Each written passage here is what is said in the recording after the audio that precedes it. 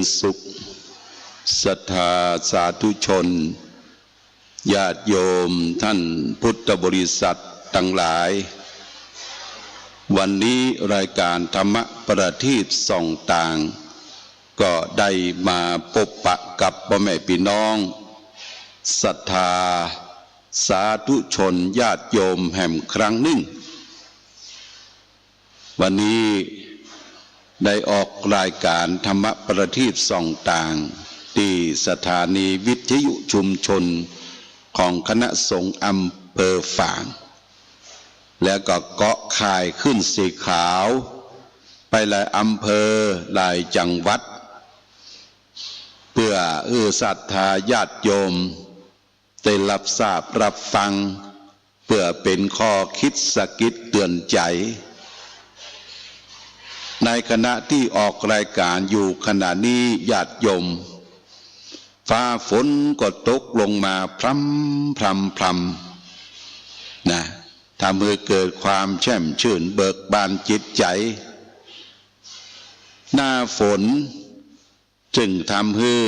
พืชพันธุ์ธัญญาหารเข้ากะไรนาเขียวชอุ่มไปทั่วแต่ต้นไม้ใบหญ้าก็วุดขึ้นมาในญาติโยมสัตว์ที่มีชีวิตก็เลี้ยงรอกกระรอกกระแตอย่างต่างๆก็นกหนูก็ตื่นขึ้นมาดินยีสีไข่กับฟ้ากับฝนที่ตกลงมากลางต้งกลางนาก็มีเขียดมีกบมีอึ่งเศร้าญาติโยมนะ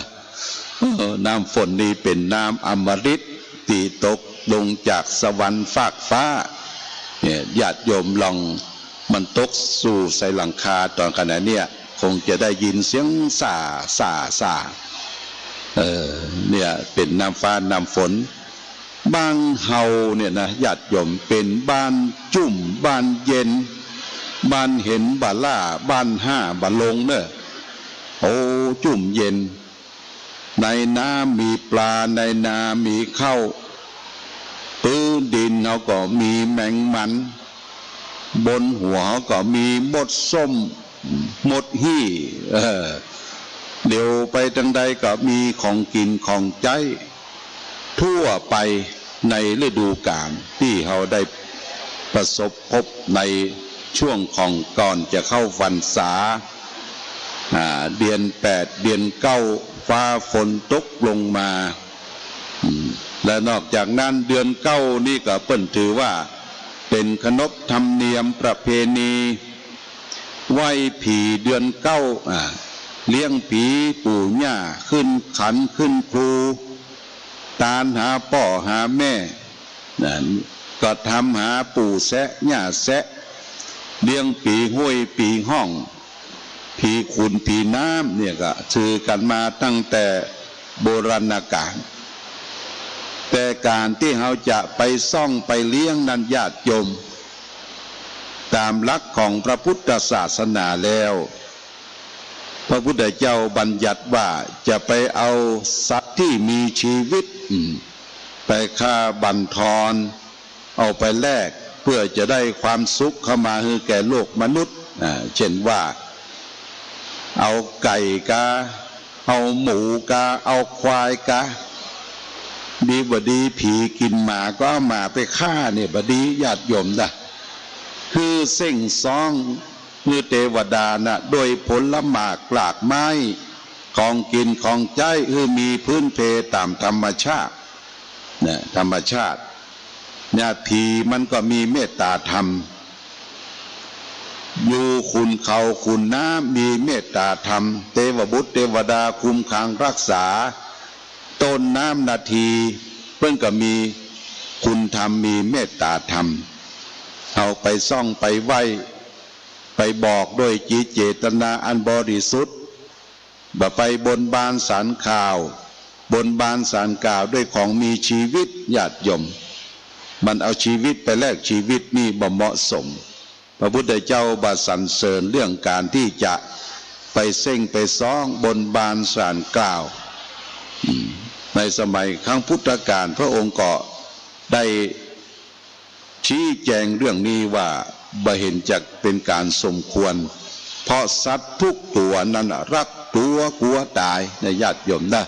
รักตัวกลัวตายเหมือนกับเฮาและท่านอย่างนกหนูต่างๆนกที่มาอาศัยพอเราเดินใกล้เข้าไปมันบินหนีสัตว์ต่างหลายก็วิ่งหนีงูนี่ก็ยังมันก็เป็นสัตว์ที่น่าเวทนาน่าเรียกว่าแบบไปทำร้ายมันหันคนเนี่ยมันวิ่งเข้าป่าเข้ารกเข้าพงไปเข้ารกเข้าพงไปญาติโยมเอามีจิตเมตตามีกรุณาต่อสรรพสัตว์ทั้งหลายเราก็จะมีเมตตาธรรมเกิดขึ้นในจิตในใจเฮาในญาติโยมวันนี้ก็จะมาเล่าเรื่องปูต่อเมื่ออาทิตย์ที่แล้ว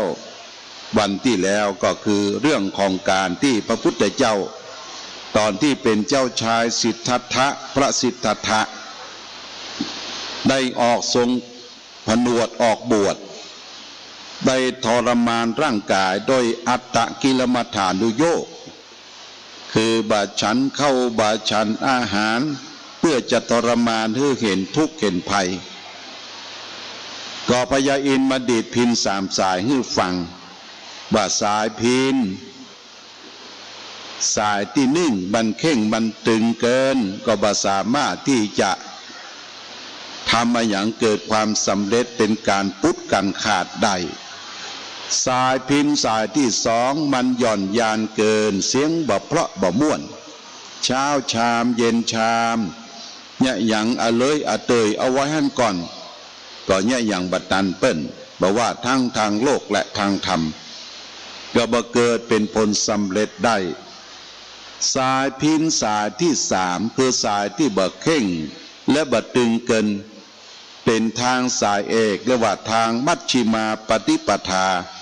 ทางมักมีองค์8ประการมักมีองค์8ประการเนี่ยเป็นหนทางของพระอริยะเจ้าทั้งหลายที่จะเดินทางไปสู่มรรคผลนิพพานมักมีองค์8ประการนั่นก็คือมีความเห็นชอบเรียกว่าสัมมาทิฏฐิมีความเห็นชอบคือเห็นอริยสัจสี่ที่เป็นข้อหนึ่งเห็นทุกข์สมุทัยนิโรธมรรคข้อสองสัมมาสังกัปปะคือความคิดชอบถูกต้องคิดจะออกจากกาม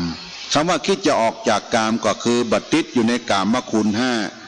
ติดอยู่ในรูปในเสียงในกลิ่นในรสในโผฏฐัพพะมักมีองค์8ข้อที่3สัมมาวาจาคือเจรจาที่ถูกต้องเจรจาชอบคือเว้นจากการวาจาทุจริต4บ่พูดเท็จบ่พูดส่อเสียดบ่พูดคำหยาบบ่พูดเพ้อเจ้อเหลวไหลไร้สาระข้อ4มักมีองค์8คือสัมมากัมมันตะสัมมากัมมันตะคือปฏิบัติถูกต้องคือพยายามละเว้นจากเจตนาอันที่จะเบียดเบียนสัตว์ฆ่าสัตว์ประพฤติศีลเพชรธรรมโดยเฉพาะอย่างยิ่งก็ศีล5สัมมาอาชีวะคือเว้นจากการเลี้ยงชีวิตของตนเองโดยทางที่ผิดไปหลอกไปลวงแบบไปคดไปโกงเบียดบังของคนอื่นข้อ7สัมมาสติมีความระลึกชอบคือระลึกในสติปัฏฐาน4แต่สัมมาสมาธิมีความตั้งใจชอบตั้งใจประพฤติปฏิบัติและก็อยู่ในฌาน4ประการเนี่ยญาติโยมเมื่อพระองค์จับทางสายกลางถูกทางมักมีองค์8ประการพระองค์ก็ว่าตอนนี้ร่างกายมีแต่หนังหุ้มกระดูกชูบผอมก็สมควรที่จะกลับมาเสวยพระกยาหารเพื่อให้ร่างกายกับใจไปพร้อมกันญาติโยมกายกับใจนี่ต้องไปพร้อมกันนะคือใจสู้กายบ่สู้ก็บ่สามารถที่จะ ดำเดินทะลงตนตัวอยู่ได้พระองค์ก็จำเป็นจะต้องกลับมาเสวยพระกยาหารเริ่มฉันน้ำฉันอาหารตอนที่กลับมาเสวยพระกยาหารเนี่ยปัญจวัคคีย์5 ตนได้ไปสลนได้ประหันเข้าใส่เข้าใจผิดคิดว่าพระองค์คลายจากความเพียรเวียนมาเป็นคนมากๆเสียแล้วปากันผิดหวังที่พระองค์บ่ได้กระทำตนให้เป็นผลสำเร็จในมรรคผลนิพพานว่าโอ้ผิดหวังบุเฮาปล่อยปฏิบัติดับใจดูแลตั้งน้ำร้อนน้ำดื่มน้ำฉันปัดเพี้ยวปัดกวาดต่อไปเขาก็บ่ต้องนี้ละปากันละพระองค์ก็ปากันหนีจากที่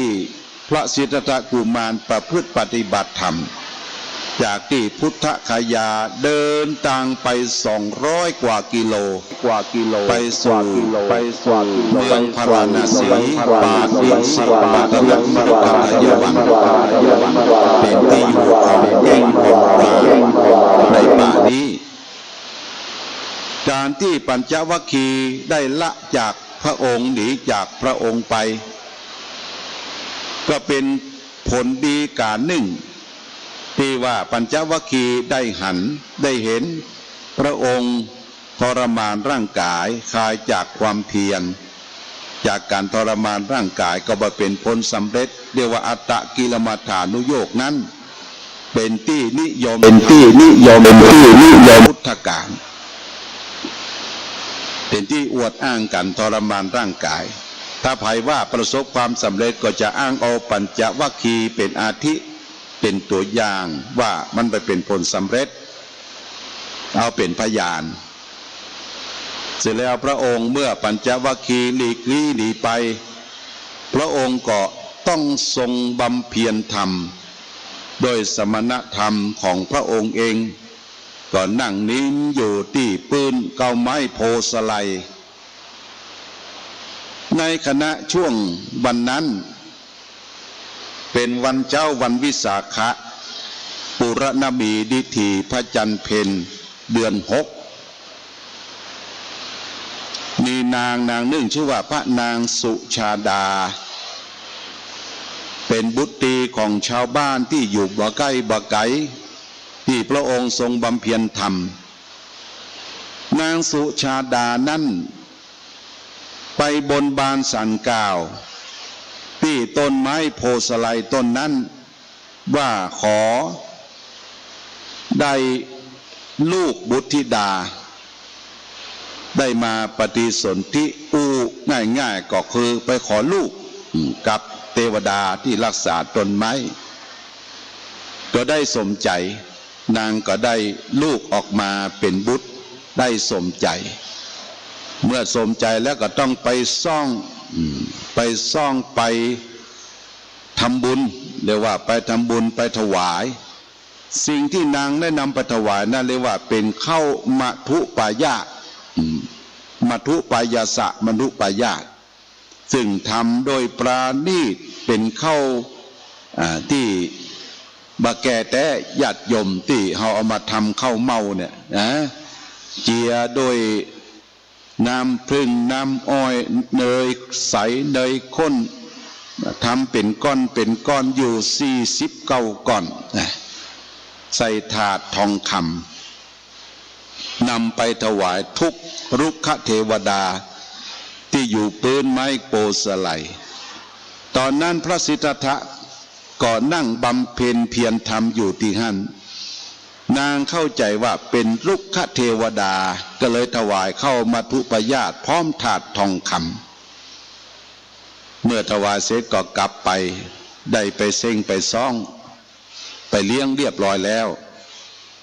พระสิทธัตถะก็นำเข้ามัทุปายาตฉันที่ริมฝั่งแม่น้ำเนรัญชลาฉันเรียบร้อยแล้วก็ทั้งสัจจะอธิษฐานว่าวันนี้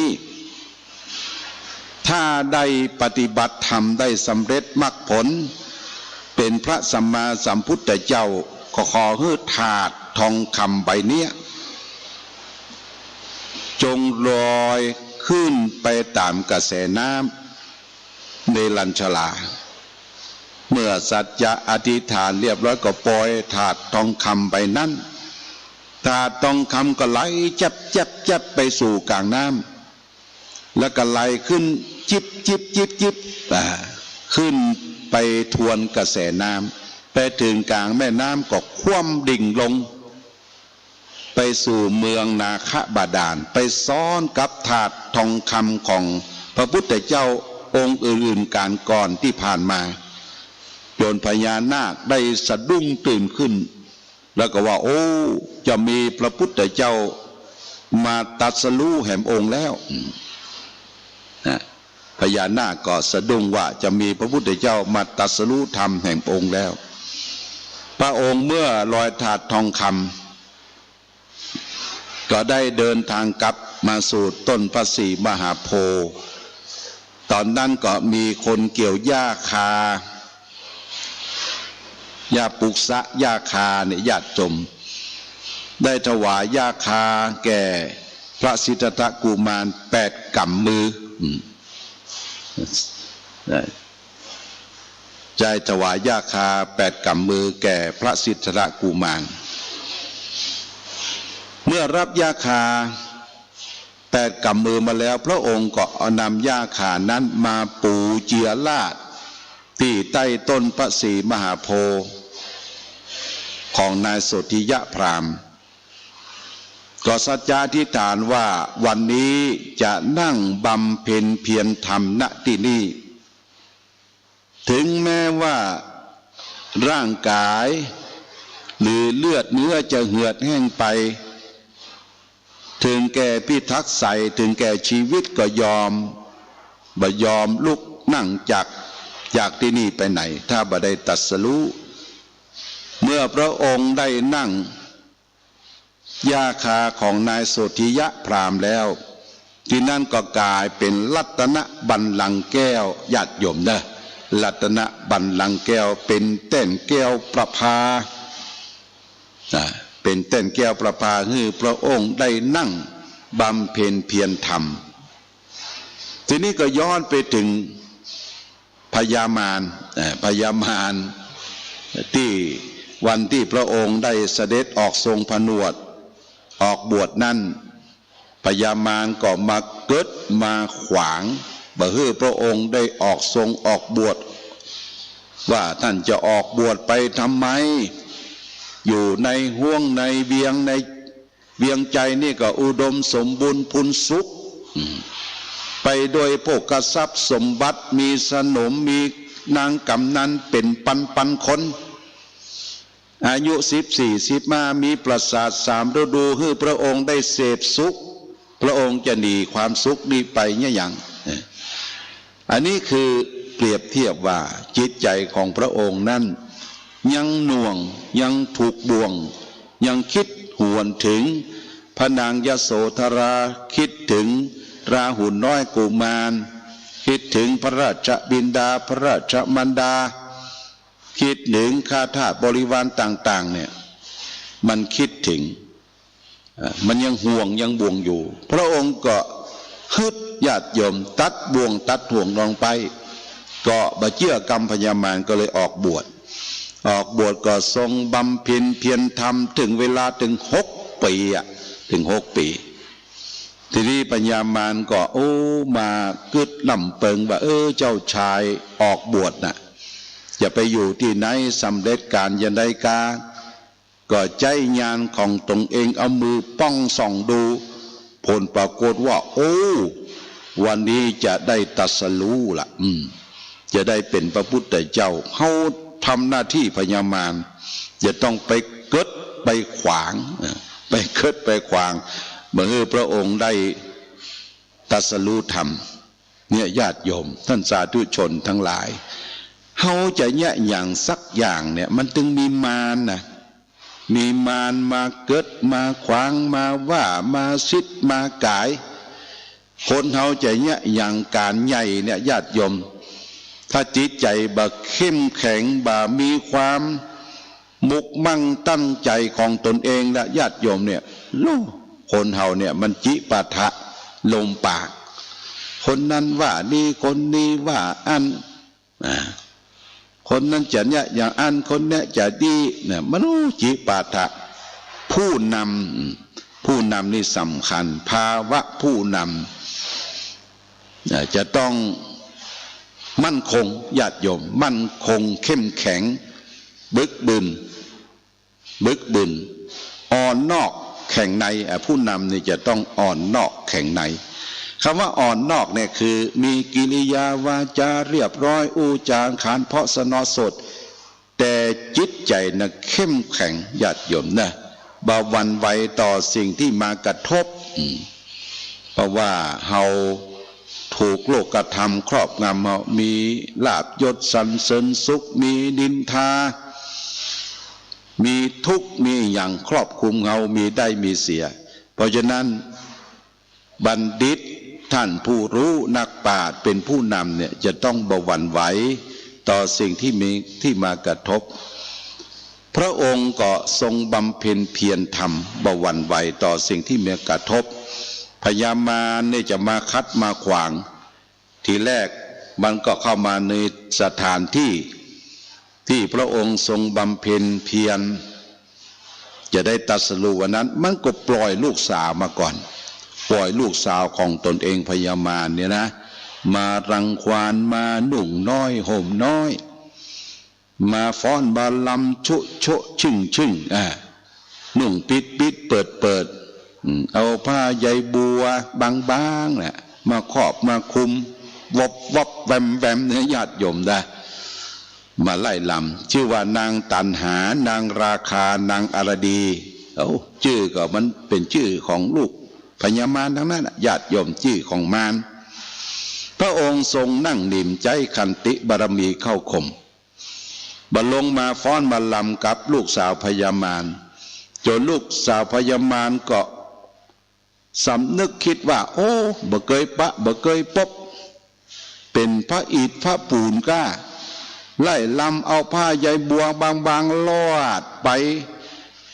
ก็บ่มีความรู้สึกบ่ไหวบ่เอาก็เลยป้ายการไปเนี่ยลูกสาวพญามารก็เลยป้านการไปก็ไปถึงพ่อบ่ไหวแล้วเด้อไปยั่วยวนกวนใจก็ถึงบ่สนใจนะเป็นพระอิฐพระปูนก็บ่ฮู้เนี่ยญาติโยมนะอันนี้คือลูกสาวพญามารปัจจุบันนี้ก็มีกันเด้อญาติโยมเด้อปัจจุบันนี้ลูกสาวพญามารไปวัดไปวาไปนุ่งน้อยห่มน้อยแห่ขวตรงขวตาลเข้าวัดเข้าวาไปฟ้อนไปลำบางทีไปหูดเสา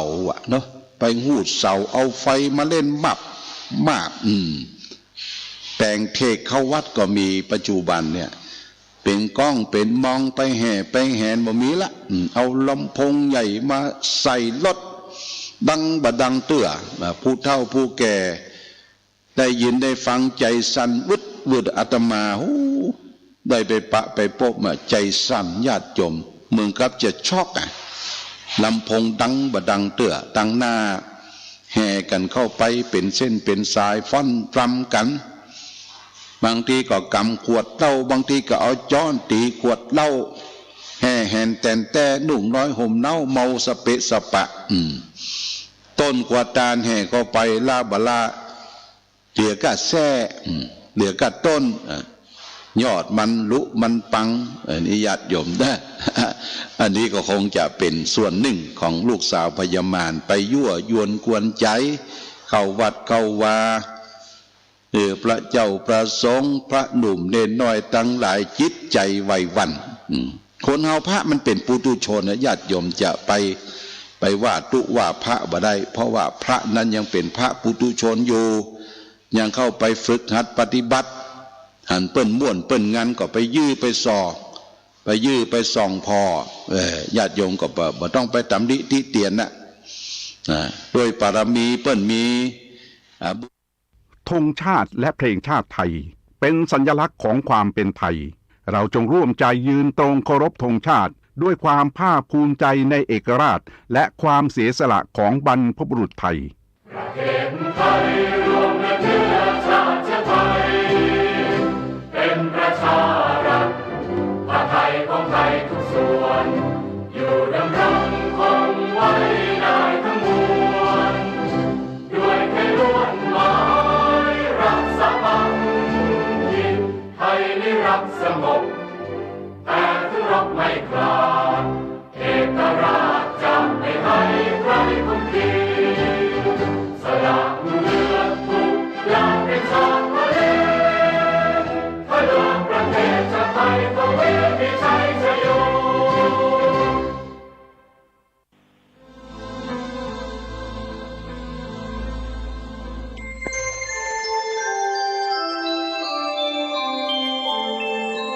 ขณะนี้